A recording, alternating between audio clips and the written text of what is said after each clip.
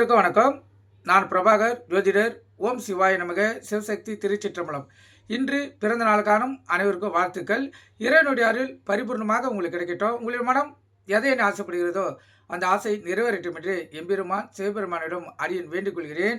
இப்போ நான் என்ன சொல்ல போகிறேன்னா, இந்த சந்திர கிரகணம் இந்த ஆண்டு 3ஆம் மாதம் நிகழப்போகிறது. கருத்தில் கொள்ளுங்கள்.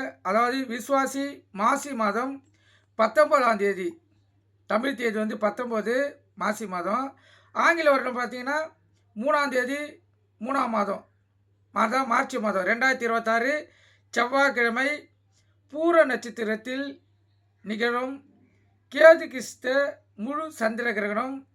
இந்தியாவில் பகுதி சந்திர கிரகணமாக சில இடங்களில் சந்திரன் உதயமாவிடம் தெரியும். கருத்தில் கொள்ளுங்கள்.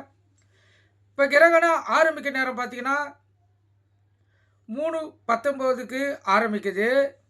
முழு கிரகணம் 4:33க்கு முழு கிரகணம். மத்திய கிரகணம் 5:03க்கு. கிரகணம் முடிய நேரம் பார்த்தீங்கன்னா 6:47க்கு கிரகணம் முடியுது. கருத்தில் கொள்ளுங்கள். இந்தியாவில் பகுதி சந்திர கிரகணமாக தான் இது தெரியும். ஏன்னா நம்ம இந்தியாவில் அப்போ தான் சந்திரன் வந்து உதயமாகும். கருத்தில் கொள்ளுங்கள்.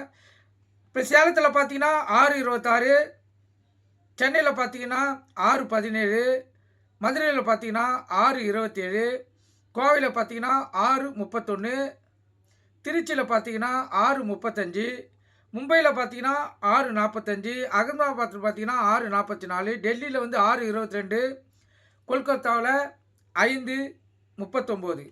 இந்த கிரகண தோஷமுள்ள நட்சத்திரக்காரங்கள் பார்த்தீங்கன்னா மகம், பூரம், உத்திரம், பூராடம், பரணி.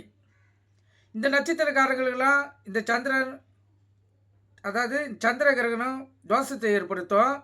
அதனால் இந்த நட்சத்திரக்காரர்கள் கோயிலுக்கு சென்று சாந்தி செய்து கொள்வது சிறப்பு.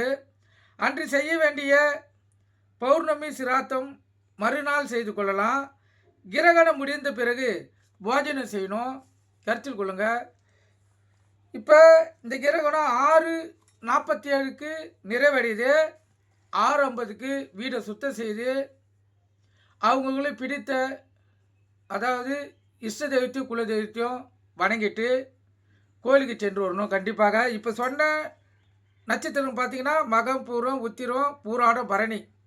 இந்த 5 நட்சத்திரக்காரங்கள் கண்டிப்பாக இந்த சாந்தி ஜபம் செய்து கொள்ளணும். ஏன்னா பாதிப்புகளை கண்டிப்பாக இந்த சந்திர கிரகணம் தரும். நீங்கள் கருத்து கொண்டு பயன்பெறுங்க. நன்றி, வணக்கம். வாழ்க வளமுடன்.